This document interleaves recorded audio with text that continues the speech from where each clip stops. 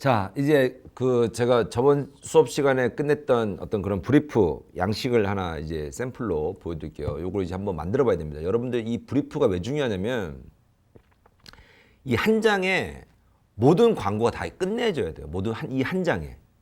이 한 장, 보통 브리프는 한 장이 될 수도 있고 두 장이 될 수도 있고 세 장이 될 수도 있고 장수는 중요하지 않아요.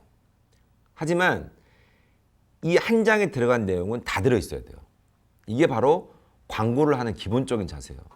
여러분 제가 대전에서 일을 해보고 서울서도 일을 해보고 했지만 대전의 가장 큰 문제는 여러분 대전에 가시면 이런 것조차 하지 않는 상황에서 바로 광고를 만들어 가요. 그게 광고가 편할 수도 있고 이거 만들기 너무 힘들어요. 하지만 이런 것들 숙달되지 않으면 여러분들 광고 회사 들어가서 오래 버틸 수가 없습니다. 그리고 여러분들이 성장할 수가 없어요. 발전할 수가 없습니다. 그래서 이런 것들을 여러분들 학교 다닐 때 해보는 연습을 반드시 해야 돼요. 그래서 다음 시간에 오시면 반장 통해서 요 브리프 했던 거하고 광고 그 컨셉 했던 거 각각 3개씩 했던 거 있죠.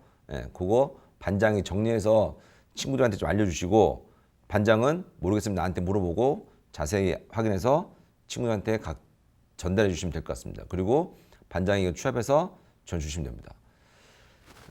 자, 이거 같은 경우는 시험에 뭐 ABC 할 때 시험의 성적에 많이 좌우되지는 않지만 안 내는 것보다는 내는 게 성적을 받는데 더 유리합니다. 네, 그거 참고하시면 됩니다. 그래서 원래 저는 이게 지금 카피 시간이 이게 실습 시간이기 때문에 저는 계속 여러분들 글쓰기를 주요로 해서 원래 저는 집중 강의를 대면 강의를 원했었는데 지금 상황이 그렇다 보니까 대면 강의를 할 수 없어서 지금 이렇게 나갑니다. 그리고 교수님이 5월 25일부터는 지금 대면 강의조차도 할 수 없어가지고 지금 온라인으로 좀 하고 있는데 지금 저희가 원래 이 1학점당 25분을 강의하게 돼 있어요.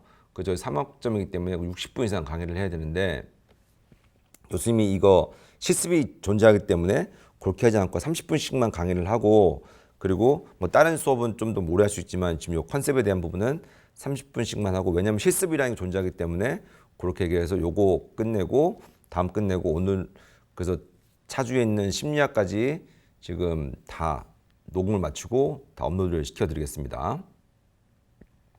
자, 먼저 예를 하나 들면 자, 광고주가 바로 MPK 그룹이래요. 광고주는 MPK 그룹이고 브랜드는 미스터 피자랍니다. 매체는 TV하고 뭐 인쇄 매체 BTL인데 우리는 제가 아까 말씀드린 것처럼 BTL은 5개 매체예요. ATL이 뭐 TV, 라디오, 신문 이런 게 ATL이고 BTL은 5개 매체라고 생각하시면 됩니다. 근데 우리는 TV나 인쇄 광고 둘 중에 하나만 하기로 했으니까 둘 중에 하나 원하시는 거 하나만 적으시면 2개 적을 필요 없어요. 원하는 거 하나만 적으시면 됩니다.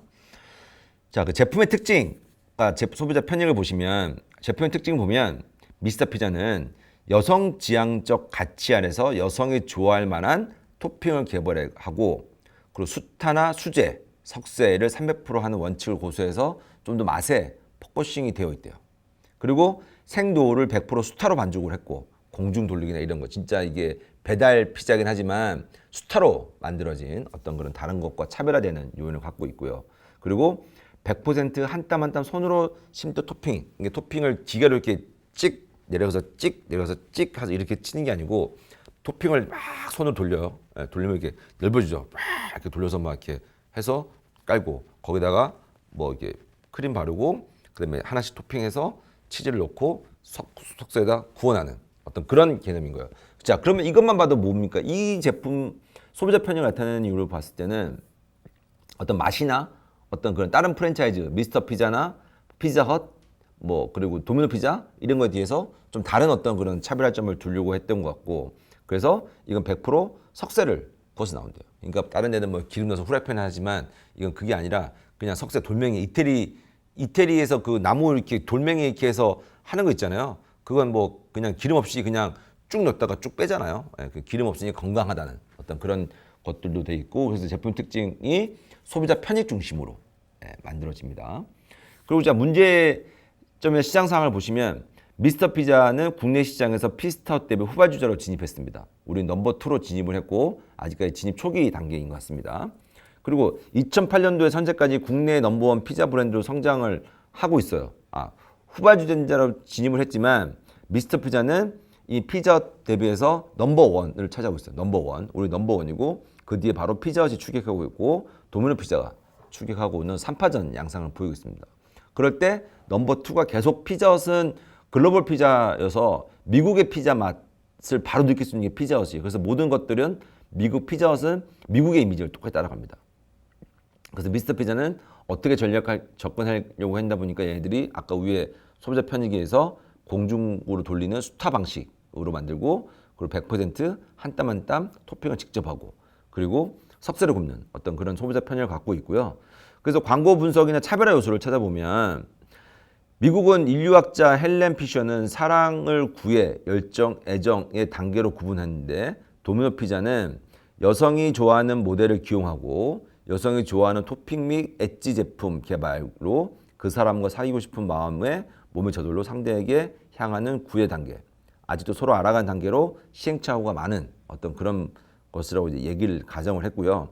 피자헛은 뭐 함께 즐겨요. 피자 앤 맘 먹는 것 외에 즐거움을 강조했습니다. 갈망과 몰입으로 서로 좋아하고 즐거워하고 애정 갖는 열정 단계. 그리고 자주 싸우고 서로 사랑하고 하는 경우가 많다는 거 나오고 미스터 피자는 도미노 피자가 위에 그렇고 미스터 피자 같은 경우는 러브 폴 우먼 그래가지고 여성의 행복을 위해 피자 정성껏 만들고 서로에 대한 신뢰 친밀감을 하고 사랑과 행복을 유지할 수 있는 애착 단계 완전한 사랑 진정한 행복을 느끼는 단계로 얘기를 하고 있습니다.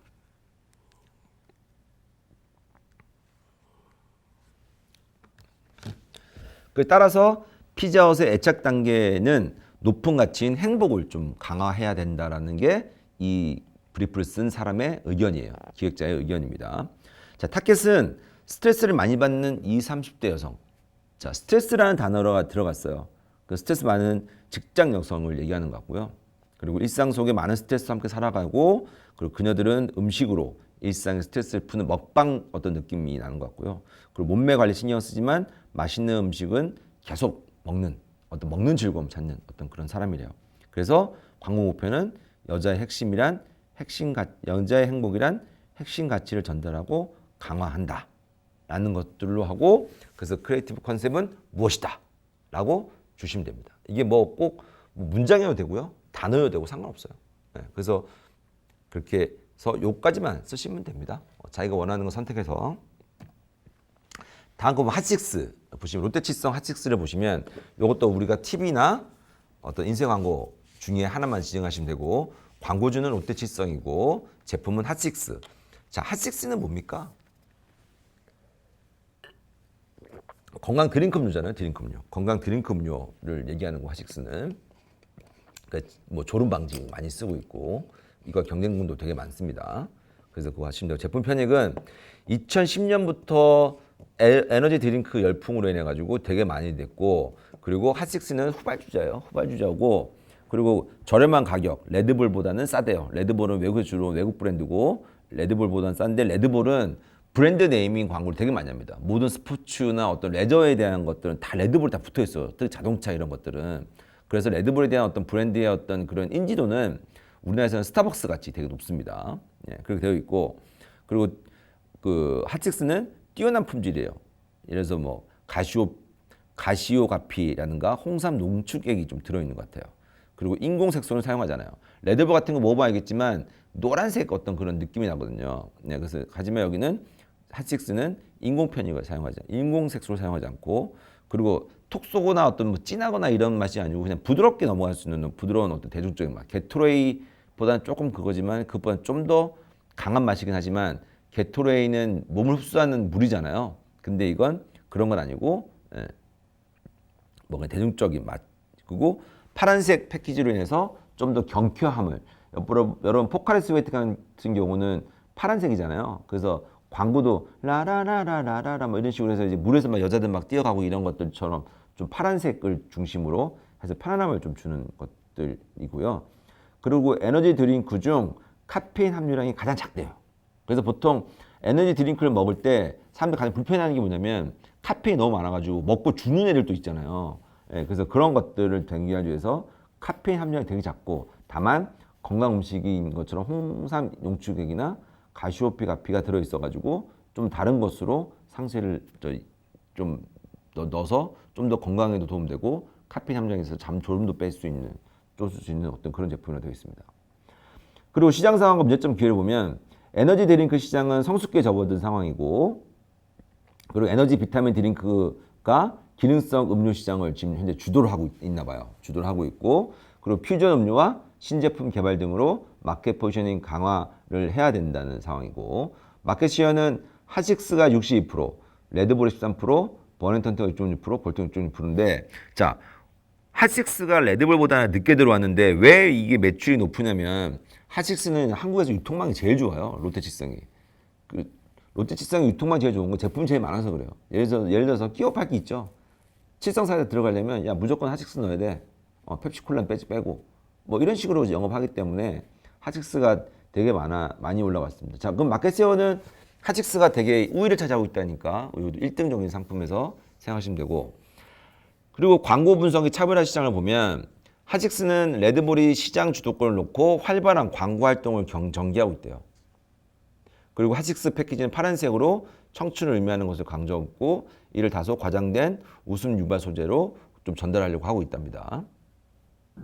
그리고 레드불은 열정으로 인간 한계를 뛰어넘는 메시지로 진한 톤으로 전달하는데, 이게 아까 얘기했던 것처럼 운동, 레저, 극한 레저 등에는 무조건 레드불이 좀 많이 들어가요.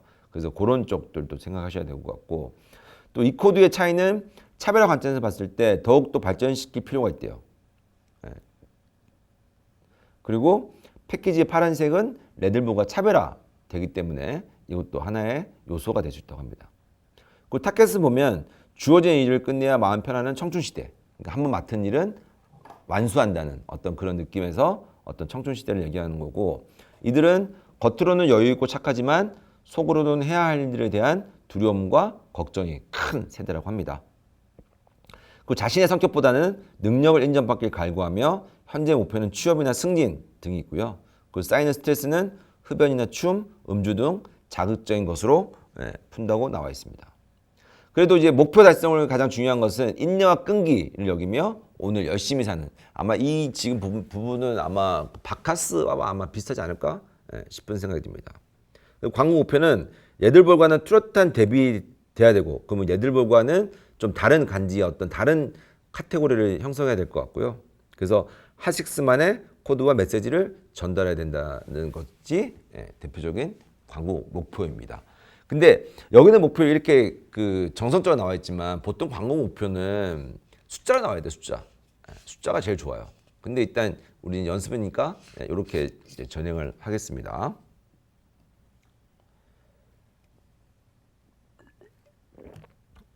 자, 세 번째 보시면 광동제약이에요. 광동제약. 이건 광동제약이고, 광동제약이고, 브랜드는 옥수수 수염차래요. 이것도 팁이나 뭐 인쇄 광고 둘 중에 하나만 쓰시면 됩니다. 자, 제품의 편익을 보시면 06년도 7월 1일 날 출시했대요.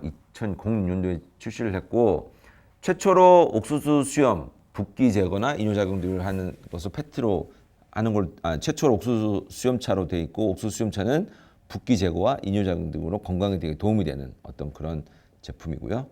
그래서 이건 페트로 출시됐다고 합니다. 왜냐하면 비타500 같은 경우가 병으로 나왔는데, 그리고 캔으로 나오던가 했는데, 요거 이제 물같이 페트로 만들었다는, 이게 여기 넣는 이유는 뭐냐면 물과 같이 본다는 얘기예요. 물과 같이. 여러분, 콜라는 어떻게 나옵니까? 콜라 병이나 캔이잖아요. 물론 페트도 있긴 하지만. 그리고 다른 음료수는 대부분 다 캔이에요. 캔. 자, 캔은 뭐냐면 그냥 음료수라는 개념이잖아요. 근데 페트병으로 왔다는 것은 물과 같다는 거예요. 물. 여러분, 물이 캔으로 나온 게 있습니까? 물 캔으로 나온 거 많이 없어요. 거의 없다고 보시면 돼요. 물은 다 이렇게 페트로 나와요. 이렇게. 이건 500ml짜리지만 보통 800ml짜리도 나오고 나옵니다. 그러니까 이 페트로 했던 말이 정말 중요해요. 그러니까 이건 물로서 인식해야 된다는 것을 여러분들 캐치하고 있어야 돼요. 자, 그리고 착 향료를 사용함으로써 타 제품보다 더욱더 구수하대요. 근데 이게 뭐냐면 우리가 탁 향료를 사용했다는 말 쓸 필요는 없잖아요. 그래서 진한 맛을 내게 돼요. 진한 맛. 진한 맛. 옥수수의 진한 맛을 내니까 더 구수하고 진짜 옥수수차 같은 맛이 난다는 얘기를 전달하시면 될 것 같습니다. 그리고 무균 충전 페트병으로 여성적인 느낌이 더 강해졌다고 해요. 그리고 옥수수의 효능 결과 주름 개선 효과가 입증되었다고 어떤 기능적인 것도 있지만 솔직히 이런 것들은 광고에는 그게 크게 메리트를 느끼지 않아요. 다만 여성에게는 건강 기능 식품으로서 접근할 수는 있겠죠. 건강 기능 보조 음식으로 접근할 수도 있을 것 같은데 일단 물과 같은 대용이기 때문에 물 대신 마시는 대체제로서 광고를 만드는 게 더 효과적이지 않을까 생각이 듭니다. 자, 그러면 이제 시장 상황과 문제점을 보면 이 문제점은 뭐냐면 자, 차 시장 점유율은 1위 유지하고 있고 2위는 17차, 3위는 하늘보리. 근데 여기는 17차와 하늘보리 약간 달라요. 예를 들어서 지금 옥수수 수염차는 옥수수차, 우리가 보통 보리차도 있고 옥수수차도 있고 여러 가지 차가 있잖아요. 근데 옥수수 수염차가 있고 여러분 하늘보리 드셔보셨으면 알겠지만 보리차와 똑같습니다. 보리차. 보리차를 그냥 하늘보리가 있고 17차도 이것도 아마 이건 보리차도 아니고 녹차도 아니고 뭐 이상한 차 같은데 일단 17차라는 게 있고요. 그래서 차 시장의 점유율로서는 옥수수 수염차가 1위를 차지하고 있습니다. 그리고 미국, 호주, 일본, 중국에 해외 시장에 진출을 하고 있고요. 그리고 옥수수 수염차는 성숙기를 지나서 정체기에 있는 상황이고 이 상황을 타개할 변화가 필요한 시기래요. 자, PLC 옥수수염이라고 여러분들 다 들어보셨겠지만 PLC 처음에 도입기, 성장기, 성숙기, 쇠퇴기. 보통 제품은 4단계로 이루어져요.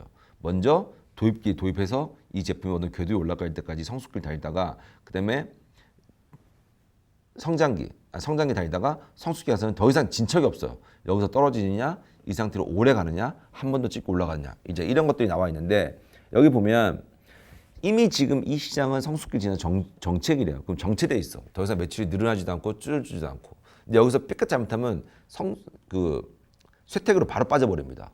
그래서 그걸 방지하기 위해서 타겟별로 이걸 타겟할 수 있는 상황별 어떤 그런 내용이 좀 필요하대요. 그리고 주름 개선 효과 음료라는 업그레이드해서 포지션하고 싶대요. 이 광고는 주름 개선 시장으로 하고 싶대요. 광고주가 요청한 사항이고 A조에 나온 거예요. 우리가 봤을 때는 주름 개선이 포인트로 잡으셔야 될 것 같아요. 근데 문제가 뭐냐면 주름 개선이라고 해서 이거 먹으면 미백 효과도 있고 주름도 개선돼요. 안티에이징이에요. 이렇게 광고하면 될까요? 네, 안 됩니다. 안티에이징 광고는. 그러니까 실질적으로 안티에이징을 주장할 수는 없어요. 이거 먹는다고 해서 안티에이징 되는 게 아니기 때문에 화장품이 아니잖아요. 이거 먹는 거잖아요. 그래서 그런 것들을 잘 주의해 주셔야 될 것 같고 그리고 광고 분석 및 차별화를 보면 그 다양한 어떤 스타 모델을 기용하고 있었네요. 김태희나 보아. 그리고 타겟 취향에 맞는 외모 지향적 소재를 가꾸고 V라인을 강조했대요. V라인. 옥수수 수염차는 V라인을 되게 강조. 옥수수 수염차에서 아마 이런 광고 보셨을 거예요. 이렇게 지금 이게 이런 광고 보셨을 거고. 그다음에 경쟁사인 17차는 0칼로리 여성의 섹시 이미지를 강조했대요. 그래서 전지현이 모델 써가지고 군더더기 없는 몸매를 이제 강조해서 다이어트에 도움되는 걸로 했다 그러면 얘네들은 17 이렇게 V라인으로 만드는 걸로 광고를 했다고 합니다. 그래서 충분히 인식되었고 새로운 기능적 가치를 제공할 필요성이 있기 때문에 주름 개선이라는 가치를 강조해서 광고를 해달라. 그동안은 얼굴 살이 이뻐지고 뭐 이런 걸로 했지만 다른 게 17차도면 그렇고 뭐 하늘보도 자기만의 내용이 들었기 때문에 좀 다른 어떤 그런 전략안이 필요하다는 것이 광고주가 전달 주신 겁니다. 타겟은 팔자주름, 눈가주름, 잔주름에 쓰이는 20대에서 30대 여성을 중심으로 하고 있고 이 사람들은 자신의 외모나 피부 변화에 굉장히 민감하고 자기 미를 과시하는 어떤 그런 사람들이고 특히 50대 생기는 얼굴 주름에 좀 신경을 쓰는 사람들이고 가격에 그다지 민감하지 않으며 무자극을 선호하고 특정 브랜드에 대한 선호도가 뚜렷하대요. 그러면 사회적으로 성공한 커리어 문을 꿈꾸는 사람이 대부분이라고 합니다. 타겟 분석을 잘 하셔야 돼요. 타겟 분석은 뭐냐면 외모에 민감한 사람들 그리고 웃을 때 얼굴 주름이 생기는 사람들 이건 주름 개선이라는 광고주 얘기이기 때문에 아마 타겟을 그렇게 정한 것 같아요. 그리고 가격에 민감하지 않지만 무자극을 선호하고 자극 없는 걸 되게 선호해서 그래서 물 같은 어떤 그런 부드러운 것들을 되게 선호하는 것 같고 그리고 특정 브랜드에 대한 선호도가 너무 뚜렷하대요. 그래서 이게 뭐냐면 뭐 롯데라든지 뭐 웅진의 하늘보리 이런 것들에 대한 어떤 그런 것들 뛰어나기 때문에 일단 그 소비자들한테 브랜드 인식, 상호 인식시키는 게 중요하다는 말을 한 것 같습니다. 그리고 광고 목표는 주름 개선이라는 소비자 가치를 획득하고 옥수수 수염체 매출을 확대하는 어떤 그런 목표를 정하고 있고, 그래서 이것에 대한 슬로건 컨셉을 잡아내야 될 것 같습니다. 그래서 이렇게 브리프를 적으시면 되고, 자 이제 요건 이렇게 해서 이제 끝나고요. 자 다음 바로 넘어가면 여러분 컨셉 도출에 대해서 제가 이제 또 바로 넘어갈게요. 잠깐만요.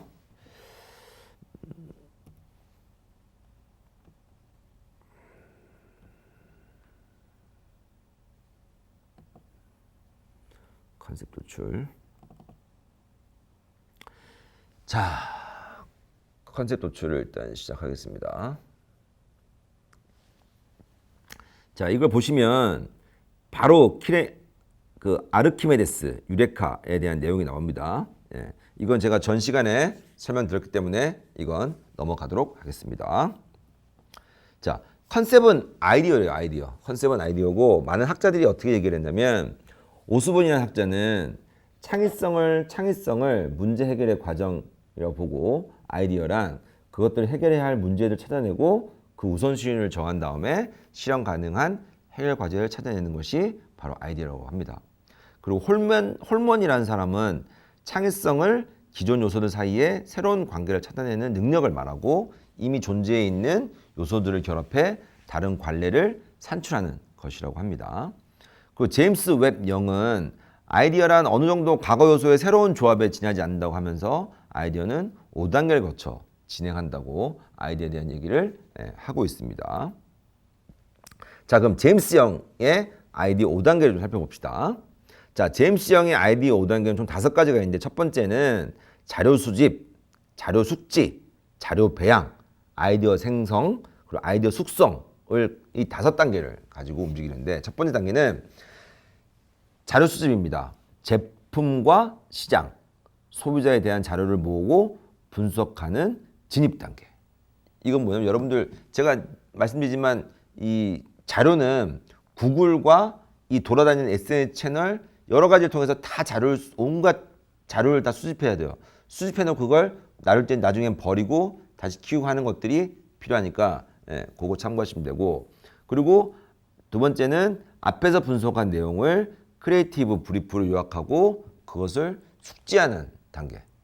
숙지하는 단계. 그래서 이것을 이제 그 분석한 내용을 요약을 하고, 요약하면서 나머지 필요 없는 것들은 다 버리고, 여기서 가지는 것과 버리는 것을 잘해야 돼요. 잘 버려야 돼요. 버리는 것도 잘 버려야 됩니다. 그리고 세 번째는 브리프의 내용들을 서로 조합하면서 새로운 관계를 형성해가는 시간을 가지는 단계. 배양하는, 숙성하는 그런 단계예요. 아이디어를 냈으면 그 아이디어 서로 조합해서 새로운 관계. 내가 브리프를 한 장을 썼잖아요. 쓴 거에 대해서 살을 붙여야 되니까, 그럼 거기서 궁금사항 나오면 설명해주고, 그래서 그걸 잉태하는 과정. 그런 것들이 아이디어 자료의 배양이라고 할 수 있겠습니다. 그다음에 아이디어 생성은 그 네 번째는 앞에 나온 단계를 지나서 오면 컨셉이 하나 둘씩 떠오르게 되는데, 어디서든지 그것을 기록하는 단계라고 합니다. 자, 아이디어를 내려면 처음에는 자료를 수집합니다. 자료를 수집하고 그 자료를 다 머릿속에 입력을 해놔요. 다 입력해 놓고 머릿속에 계속 굴려요. 머릿속에서 계속 굴다 보면 어느 순간 유레카 하고 아이디어가 떠올라요. 그럼 그 아이디어를 버리지 말고 메모해놔요. 그래서 옛날에는 어떻게 했었냐면, 침대 머리맡에다가 그러니까 메모지와 연필을 갖다 놓는 경우가 되게 많아요. 그래서 눈 뜨자마자 꿈에서 나타나는 거 되게 많아가지고 바로 적는. 그래서 보면 개발세 막 적어 놓거든요. 근데 나중에 보면 기억이 나요. 근데 이런 작업이 없으면 생생하게 꿈을 꿨는데도 불구하고, 좋은 아이디어인데도 불구하고 그걸 잊어버리는 경우가 되게 많아요. 저도 그랬으니까. 그래서 아이디어를 이제 하나둘씩 떠오르게 되고, 그 단초를 잡는 거예요. 단초. 아이디어를 만들기 위한 단초를 찾아내는 거예요. 이런 것들 가지고. 그 두 번째, 마지막으로는 이제 생성된 컨셉들을 가지고 다듬어서 키워서 이제 하나의 그 아이디어를 만들어내는 것입니다. 자, 예를 들어 교수님이 예를 들어서 전에 뭘 했었냐면, 최근에 했던 게 하나 있어요. 최근에 했던 게 뭐였냐면, 말산업을 한번 PT를 가려고 준비했었는데 이제 말 산업에 대한 자료를 다 모았어요. 자료를 다 모아가지고 그거 가지고 이제 어떻게 하냐면 시장 상황이 어떻게 되고 그리고 뭐 이제 이거 말은 어떻게 가야 되고 뭐 여러 가지를 모아봤습니다. 그 중에서 우리가 여러 가지 자료 중에 뭘 간추렸냐면 그걸 간추렸어요. 그 뭐 소득이 얼마나 올라가면 레저가 이제 처음에 수영 그다음에 그다음에 뭐 처음에 수영 테니스 그다음에 골프 그다음에 해양 스포츠 그리고 말 스포츠로 넘어가는 이 단계별이 있대요. 이 단계별이 이게 뭐 2만 불일 때 아니 만 불일 때 2만 불일 때 3만 불일 때 4만 불일 때 근데 지금 이미 이제 우리나라는 거의 3만 불을 넘어갔기 때문에 이 말도 이제 해양에서 말로 이제 전환하고 있어요. 전환되고 가는 중이에요. 지금 해양이 강세예요. 여러분들 서핑 인구가 더 많거든요. 예, 그래서 그 내용을 가지고 제가 갖고 있었고 그리고 말은 또 찾아보니까 뭐가 있었냐면 우리나라에서 유일하게 심장이 뛰는 동물을 사람이 타고 갈 수 있는 게 유일하게 말이에요. 말. 심장이 타고 가는 것들. 심장을 대놓고 가는 것들을 할 수 있는 게 말이래요. 말. 그래서 그런 내용들이 있고 나머지는 다 버렸고 그래서 그걸 이제 컨셉을 하나씩 만들다 보니까 광고주가 요청한 사항이 뭐였냐면 말에 대한 저변 확대, 인식을 좀 확대해서 말에 대한 인구를 늘어나는 말 체험하는 인구가 늘어났으면 좋겠다는 게 광고주 의견이기 때문에 그 여러 가지 조사를 해보니까 아직까지는 이 말 시장이라는 것이 사람들한테 생소해요. 생소함을 물어봤어요. FGI에서 물어봤어요. 물어보니까 너는 왜 말 타는 게 생소해져? 그러니까 네 하는 말이 그거예요. 비싸잖아. 야 멀잖아 그거. 나는 잘 안 맞아. 이렇게 얘기를 하잖아요. 근데 여기에 또 하나의 또 팁이 또 하나 있었어요. 뭐가 팁이 있었냐면 SNS라는 게 있잖아요. 우리가 서핑 인구가 늘어나는 이유가 간단해요. 대한민국은 서핑을 탈 수 있는 여건이 좋지가 않아요. 교수님도 97년도에 하와이에서 서핑을 배워왔거든요. 97년도면 엄청난 오래된 얘기거든요. 그때 교수님이 96년도에 제가 하와이에 가가지고 하와이에서 이제 그 서핑을 그 당시 배웠고 2003년도에도 하와이 가서 서핑을 탔던 경험이 있어요. 그래서 서핑을 배웠는데 그 당시에 2007년도 쪽에는 서핑을 죄송해요. 2007년도에는 제가 호주 가서 배우고 왔고 서핑을 그리고 2003년도에는 하와이 가서 배우고 왔어요. 근데 한국에는 2007년도에는 서핑 타는 사람이 아무도 없었어요, 진짜. 그리고 2003년도 들었으니까 이제 중문 해수욕장에 서핑 타는 인구가 있었고 해운대 부산의 송정 바닷가에 서핑 보드를 빌려주는 데가 생겼어요. 그래서 서핑 있었는데 솔직히 그 타보면 하와이에서 서핑 타면 파도가 크기 때문에 꼬맹이도 올라타면 쫙 밀고 나가거든요. 근데 한국은 파도가 작아가지고 설치 잘 못해요. 파도가 있어야 되는데 못 쓴다고요. 그리고 다른 사람 서핑 잘 타는 사람들은 횡으로 이렇게 가잖아요. 횡으로. 못하는 사람들은 일직선으로 가고. 근데 일직선만 가도 되게 재밌어요. 서핑은 되게 재밌어요. 그렇게 하다가 서핑이 이제 커진 이유는 뭐냐면 첫 번째 이유는 저 그거 같아요. 가장 큰 이유는 SNS 발달이라고 생각해요. SNS 발달.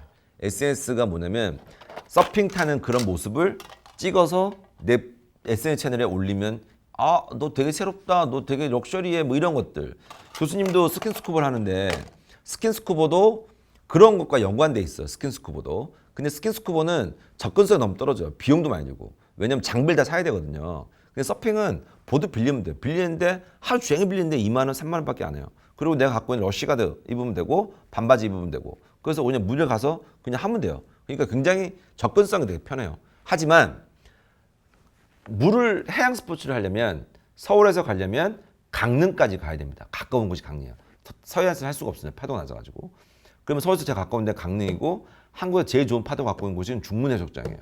근데 중문까지 머니까 참 대부분 강릉 양양에서 합니다. 그 양양 바닷가에서 서핑하는 인구가 되게 많아요. 우리나라는 동해안이 또 파도가 세기 때문에 동해안에서 파도 타는 경우가 되게 많습니다. 자, 그렇게 해서 이제 서핑 인구가 늘어났고 그러다가 이제 시장이 커지기 시작한 거예요. 근데 접근성은 되게 멀잖아요. 비용도 뭐 싸진 않지만 그래도 한 2, 3만 원 가잖아요. 근데 말도 마찬가지예요. 말도 비용은 2, 3만 원밖에 안 해요. 한 번 타는데 뭐 1시간, 2시간 타는데 5만 원밖에 안 들어요. 그리고 말은 우리가 강릉까지 갈 필요가 없어요. 바닷가까지 갈 필요가 없습니다. 바로 내 주변에 서울에 사면 양평에도 바로 있고요. 과천에도 있고 진짜 차 가지고 1시간만 가면 다 있어요. 예, 마장들이. 그럼 거기서 말 타는 거예요. 말 공짜로 빌려주고 말에 대한 용품 다 공짜로 빌려주고 근데 5만 원인가 내면 되고 뭐 연간 회의인가 하면 한 말 탈 때마다 2만 원 정도밖에 안 되는 되게 작은 어떤 그런 겁니다. 그래서 그렇게 해서 이제 그 말을 탈 수 있고 하지만 사람들은 이게 싸다 그러면 가깝다 이걸 잘 모르는 거예요. 그러니까 생각보다 막연하게 비싸다, 예, 생각보다 막연하게 비싸다 그리고 뭐 멀다, 뭐 나랑 맞지 않다라고 생각을 하고 있는 거였어요. 그래서 교수님은 슬로건을 어떻게 만들었냐면 이거 할 때는 생각보다 더라는 슬로건을 만들었어요. 확장성 슬로건이에요. 생각보다 더 싸다, 생각보다 더 가깝다, 생각보다 더 재밌다. 뭐 이래서 생각보다 더라는 슬로건을 만들었고 그 슬로건의 확장성 개념으로 만들어서 광고를 진행하려고 준비했었습니다. 그래서 이렇게 해서 이제 시장 상황이 분석되면 이걸 하나씩 하나씩 추려다보면 이렇게 슬로건들이 나오고 컨셉이 나오면 슬로건들이 만들어질 수 있는 거예요. 그래서 이런 식으로 작업을 합니다.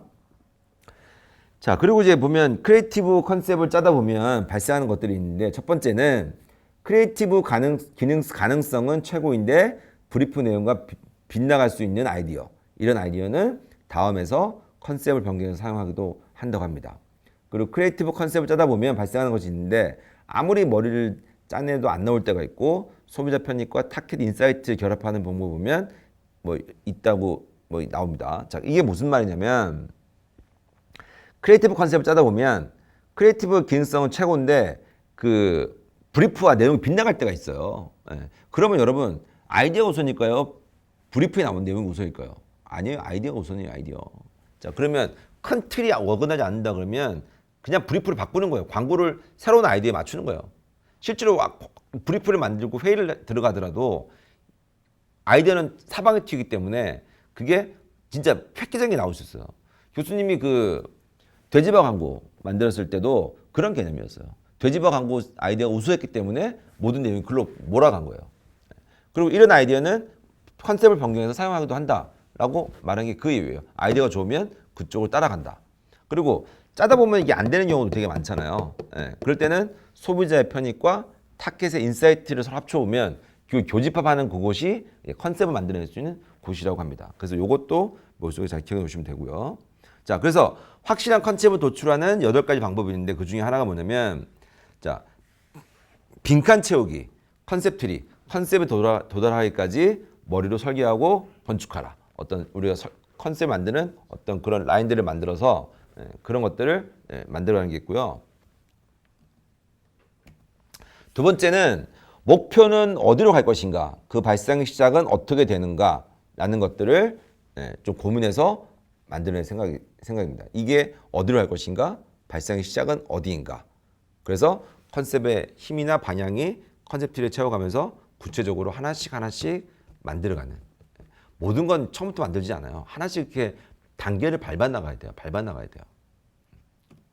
그리고 세 번째는 나는 누구인가? 내가 무엇을 하려고 하는가? 그래서 내 이 컨셉이 어떻게 시작되고 어떻게 끝날 것인가? 이거 타겟을 중심을 구분하는 거예요. 그래서 타겟이 됐든 제품이 됐든 내가 필요성이 있거나 욕구에 대비해서 근원으로 설명하는데 이게 본성과 강점과 기업의 이념, 어떤 이런 창업 아이템 등을 줄 수 있는데 나에 대해 철저히 분석. 이게 뭐 소비자나 제품 철저히 분석해서 소비자는 누구인가? 소비자 이 제품 무엇인가? 그리고 내가 하려는 것이 무엇인가? 소비자는 무엇 때문에 이것을 사는가? 그리고 이 제품을 왜 만들었는가? 뭐 이런 식으로 구성할 수 있습니다.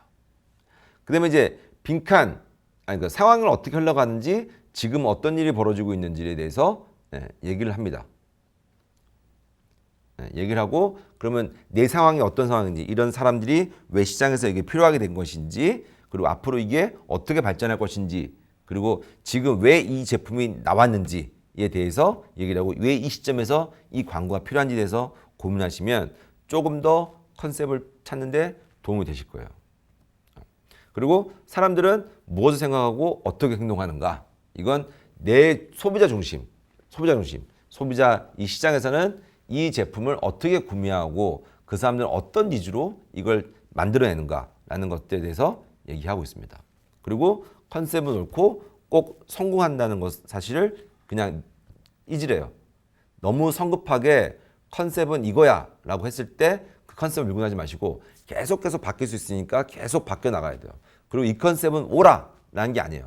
이 컨셉은 기본이긴 하지만 또 바뀔 수 있어. 이렇게 해서 컨셉은 계속적으로 어떤 뭐 바뀌어 나가는 어떤 그런 것들이 필요하다고 합니다. 그리고 컨셉에 대한 집착 버리고 마음 비운 다음에 완전히 다시 시작하라. 이게 무슨 말이냐면 이게 정말 중요한 건데 광고를 회의하다 보면 처음에 정해놓은 컨셉에 너무 집착하다 보니까 그것들에 매몰되는 경향이 되게 많아요. 그래서 어떻게 되냐면 컨셉을 만들다가 이 안이 아니에요. 그러면 그냥 버려버려. 백지로 버려버려. 싹 다 버리고 다시 시작해야 돼요. 그게 훨씬 더 빠른 길이에요. 왜냐면 광고 다 만들어졌는데 컨셉이 안 맞다고 해서 다시 만들 수가 없거든요. 그래서 다시 만들면 시간이 많이 걸린다고 생각해요. 근데 그게 오히려 시간이 걸려. 수정이 더 시간 걸려요. 아예 처음부터 그냥 다 없애버리고 다시 쌓아가는 게 더 편해요. 예. 길도 섬에 가는데 뚫었는데 이게 바위길이에요. 이게 못 뚫겠어. 그래서 바위를 계속 파내고 찾는데도 그게 길이 안 뚫려. 그럴 때 돌아가는 거예요. 돌아가는 게 훨씬 빨라요. 예. 차가 밀린다고 거기 계속 서 있으면 차 계속 밀리잖아요. 그냥 돌아가는 게 편해요. 돌아가는 게. 그래서 이건 그 내용입니다. 그리고 컨셉이란 것은 구체적으로 한마디를 하는 게 컨셉이에요. 구체적으로 한마디를 하는 게 컨셉이에요. 뭐 목표, 본질, 상황, 사람, 부정, 비유 과정을 거쳐서 떠오르는 거. 이게 바로 컨셉의 한마디입니다. 그래서 이런 것들에 대해서 뭐 컨셉은 명확하게 뭐가 떨어져야 돼요. 무엇은 무엇이다. 이게 명확하게 떨어져야 되거든요. 지금 그런 얘기를 하는 겁니다. 그리고 유니크가 독특한가? 훌륭한 컨셉이 좋을 것은 유니크한 컨셉, 그러니까 독창성이 좀 있느냐, 좀 남들에게 좀 신선함을 줄 수 있느냐, 이런 게 되게 중요합니다. 그래서 유니크한 컨셉으로 구현된 상품이나 서비스를 접하는 사람의 순간의 눈길을 끌고 마음을 열고 하는, 행동하게 하는 힘을 가지고 있다. 유니크한 컨셉은 가장 빠른 시간에 가장 확실하게 사람 마음속에 파고든다. 컨셉은 그래서 유니크해야 한다. 무심코 떠오른 아이디어로 출발한 컨셉이든 철저한 시장 분석을 통해 나온 컨셉이든 기술을 바탕으로 도출한 컨셉이든 모든 컨셉이 다 유니크해야 한다. 여기에서 조심해야 할 것은 유니크하다는 말은 뭔가 가벼워서 톡톡 튀고 보는 사람을 하여금 웃음을 자아내는 묘한 뉘앙스를 받아들이기 쉽지만 유니크한 것은 튀는 것이 아니라 새로움인 것이지 이건 튀는 것이 아니에요. 그냥 본질적인 특성인데 차별화된 요소, 아주 독특한 어떤 그런 것들을 말하는 거예요. 그래서 한 통신회사의 서비스 회사에 내세웠던 카이 홀맨이라는 서비스 정신을 떠올려보라. 서비스의 타이틀부터 튀었는데 광고는 매혹적이어서 청소년들에게 선풍적으로 인기가 되었던 캐릭터 인형도 큰 화제를 끌었대요. 이런 것들이 바로 컨셉을 만드는 기본적인 사항입니다. 조건은 연관성이 있어야 돼요. 컨셉은 검증할 때는 연관성이 있어야 되고 그 염두에 둬야 되고 바로 연관성이 바로 개념이고 그게 바로 인식연이에요. 그러니까 서로의 연관성이 컨셉과 내가 광고를 하고자 하는 것들에는 연관성이 또 있어야 돼요. 그래서 보면 여기 보면 지하 월세방 사는 사람이 BMW 소형차를 비좋은 골목에 주차했다가는 흠집 투성이가 되게 십상이다. 연관성 서로 안 맞잖아요. 예. 그러니까 연관성이 뭐냐면 논리를 만드는 거 논리. 논리가 있어야지 되는 거예요. 엉뚱하게 나오면 사람들이 그 제품 인지할 수가 없어요. 그리고 조건에 맞는가? 나왔던 조건. 예를 들어서 뭐 스틸버그가 영화를 만들 때 성공했다고 뭐 억울해하든가 뭐 경매에 대해 소중한 컨셉 뺏겼다고 열받지 마시고 그냥 조건에 맞는 아무리 좋은 컨셉이라도 조건을 따라주지 않으면 소용없다. 이게 뭐냐면 아이디어는 무궁할 수 있지만 제작은 한계가 있어요. 제작비가 정해져 있거든요. 제작비가. 예. 아무리 아이디어 있게 만들어도 그걸 찍을 수 없으면 돈이 없으면 못 찍잖아요. 예. 그래서 그게 바로 그건 거예요. 조건이 맞아야 된다. 내가 이걸 실제 집행할 수 있는 조건이 돼야 된다는 게 이런 개념입니다. 그리고 컨셉은 니즈에서 출발하되 니즈를 뒷받침할 시즈를 파악해야 한다고 얘기했습니다. 현실과 손을 잡아야 컨셉은 빛을 발한다. 아까 얘기했던 그 내용과 동일합니다. 자, 이렇게 해서 조건이 맞아야 된다는 얘기를 해드렸고 그리고 컨셉은 또 즉시 반응이 오는가라고 했을 때, 자, 컨셉은 뭐냐면 들으면 알 수 있으면 제일 좋아요. 들으면 알 수 있는. 예를 들어서 여기 봅시다. 컨셉의 조건은 소비자에게 즉각적인 반응을 불러일으킬 수 있는 언어적 개념으로 되어 있는가 하는 것이다. 여기서 중요한 것은 언어적 개념은 표현의 스킬이 아니라는 점이고, 표현을 잘하거나 맛있게 만드는 것과 컨셉은 전혀 다르다. 언어적 개념은 굳이 문장에 맞지 않아도 되며 다소 거칠어도 상관이 없다. 다만 여기 뭐가 있냐면요, 영어로 슬로건 있잖아요. 영어 문맥이 정말 중요합니다. 영어 문맥 중요합니다. 그리고 컨셉은 멋지게 말을 하거나 세련된 글로 쓰는 스킬과는 다르고, 멋있거나 화려한 말로 표현할 수도 없고, 산소 같은 여자가 무덤 같은 여자로 들렸다는 사람도 있대요. 그 산소 같은 여자가 무덤 같은 여자로 들렸다는 것도 있고, 레미안이 내 미안해요라는 들렸다는 사람이 있대요. 그러니까 이런 것처럼 좀 오해할 수 있는 내용을 쓰면 안 되고, 발음도 정확히 해야 될 필요성이 있고, 거기에 맞춰서 그림도 그렇게 구성이 돼야 됩니다. 그리고 컨셉 워드는 EQ 아파트처럼 표현은 멋지고 세련되진 않지만 구체적으로 차별화되고 소비자에게 즉각적인 반응을 일으킬 수 있는 개념이 되야 된대요. 그러니까 EQ 아파트라고는 뭐예요? 감성 아파트라고 생각하면 되잖아요. 감성 아파트. 이런 식으로 좀 더 뭔가 확실한 어떤 그런, 사람들이 소비자가 이 컨셉을 가지고 상상할 수 있게끔 만들어줘야 되는 게 가장 중요합니다. 상상할 수 있다는 게 가장 중요합니다. 그리고 이 컨셉을 만들기 위해서 시나리오는 필요한가? 시나리오. 전략적 사고에서 컨셉이라는 결론에 도달하기 위해서 사고의 체계나 어떤 컨셉을 실행해서 옮기는 구체적인 방법이 있는가? 그냥 컨셉은 툭 튀어나올 수도 분명히 있지만, 이걸 만들기 위해서 여러 가지 상황적 요인들을 분석을 해서 집어넣어야 되기 때문에 그걸 가지고 있는 시나리오가 있는가에 대해서 말을 하는 겁니다. 자, 이제 그 비략식혜 있고, 그 다음에 뒤에 보시면 그 네이밍, 그 갈아 만든 배 사각사각도 있고, 그다음에 요거 다 있는데, 요거 지금 빨리 한번 봅시다. 요거 빨리 한번 보면, 요것도 하나 설명드리면,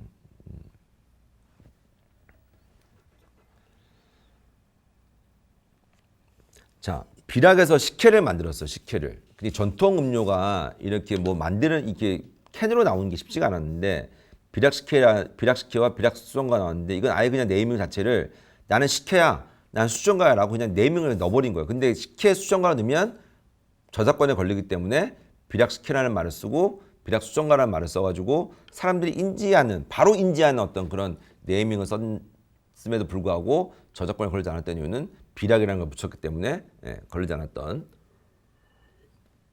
그럼 롯데 식혜, 롯데 수정가 나올 수 있겠죠. 그리고 이제 갈아 만든 배, 얘 보시면 이게 갈아 만든 배와 사각사각이 있는데, 여기서 성공한 게 그거예요. 성공한 게 갈아 만든 배가 성공했어요. 왜 그러냐면 사각사각 배는 이게 바삭, 배라는 게 신선하니까 뭔가 이렇게 바삭 이렇게 씹는 어떤 그런 느낌이잖아요. 근데 그 사각사각 어떤 사각 먹을 때 사각 이게 깨물 먹을 때 사각 이렇게 하는 것보다는 실제로는 갈아 만든 배가 좀 더 효과적이었나 봐요. 왜냐면 갈아 만든 배, 그러니까 사람들은 정말 배에 있는 어떤 그런 그 실제 배에 대한 어떤 그런 내용이 들어갔기 때문에 갈아 만든 배가 사각사각보다는 네임에서 우수했고 매출도 훨씬 더 좋았어요. 왜 이게 매출 좋았냐면, 매출이 왜 이 대단한 거냐면, 당시에 롯데의 음료 시장은 대단했습니다. 혜태보다는 훨씬 더 좋았어요.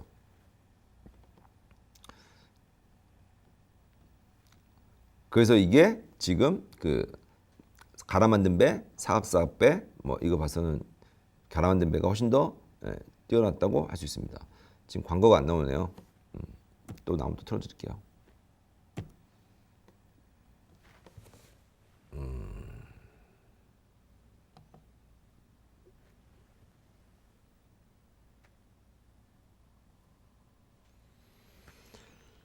잠깐만요.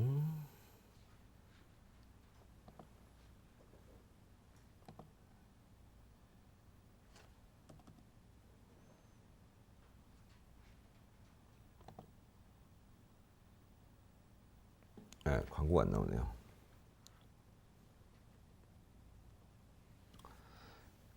제가 이제 또 계속 연이어서 말을 할게요. 광고 나올 때까지. 이 다음에 또 뭐가 나오냐면 갈아 만든 배가 있고 갈아 만든 배를 또 새롭게 이제 넘어갔어요. 그 사각사각배는 실패했기 때문에 꿀배라는 걸로 바꿨습니다.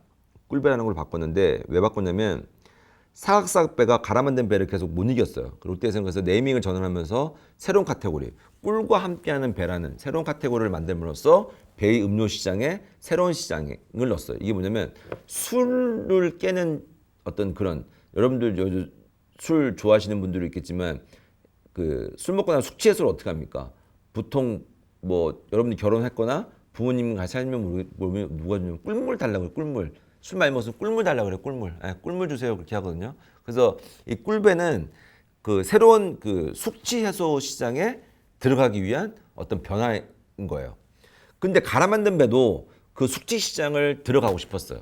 그래서 갈아 만든 배로 갔고 대신 광고는 바뀌었어요. 광고는 어떻게 바뀌냐면 숙취에 대한 광고로 바뀌었어요. 최근에. 그게 아마 십몇 년, 작년, 재작년에 아마 바뀌었어요. 그래서 광고가 계속 있었고, 대전 아마 그 광고 안 붙은 것 같고요.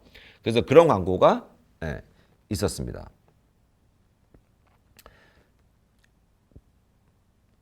나머지는 뭐 이렇게 해서 하고, 요건 이렇게 해서 수업 끝내고 다음은 바로 다른 걸로 또 넘어가겠습니다.